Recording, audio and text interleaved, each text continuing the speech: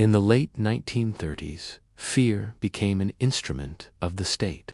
Across the Soviet Union, silence replaced trust. Neighbors disappeared overnight. Confessions were extracted, and survival depended not on innocence, but on chance. This period would later be known as the Great Terror.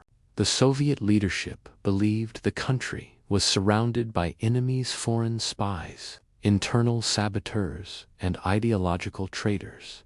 Every failure was blamed on conspiracy.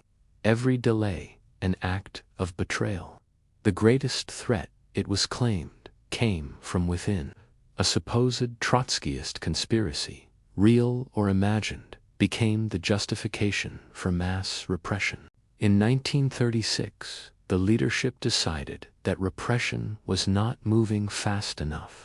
The head of the NKVD, Genrikh Yagoda, was removed. In his place came a man who would soon become synonymous with terror, Nikolai Ivanovich Yezhov. Short in stature, relentless in method, and utterly loyal to the system, Yezhov promised results, and he delivered them. Under Yezhov, the NKVD was transformed into a machine of mass arrest. He reported regularly to the leadership on the successful cleansing of Soviet society from enemies, saboteurs, spies, and so-called anti-Soviet elements. Targets were no longer individuals, but categories: former officials, military officers, engineers, teachers, peasants, even loyal party members. No one was immune. Arrests were often made at night. Doors knocked softly. Orders read quickly. Interrogations followed, relentless, exhausting, and brutal. Confessions were demanded, not discovered. Quotas were introduced. Local NKVD offices were instructed to arrest a fixed number of people, regardless of evidence. Truth became irrelevant. Statistics became success. Public trials were staged to demonstrate the victory over enemies. Former revolutionaries confessed to impossible crimes. Sentences were predetermined. Behind the scenes, executions were carried out in secrecy. Burial sites remained unmarked. Families were never told the truth. Fear became total.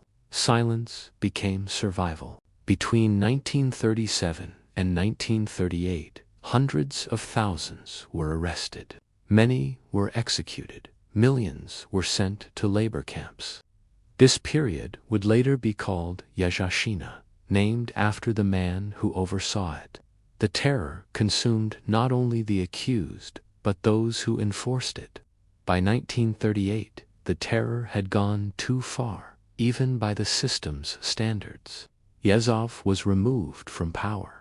He was arrested, interrogated, and eventually executed. The machinery he built continued to operate, but his name was erased. He became, like many others, a victim of the system he served. The Great Terror left scars that would last generations. Families destroyed, trust broken, history rewritten. Archives would later reveal the scale, but not the full truth. Many names remain unknown, many graves unmarked. It was not chaos, it was policy. The Great Terror was not an accident of history. It was engineered, organized, and justified in the name of security.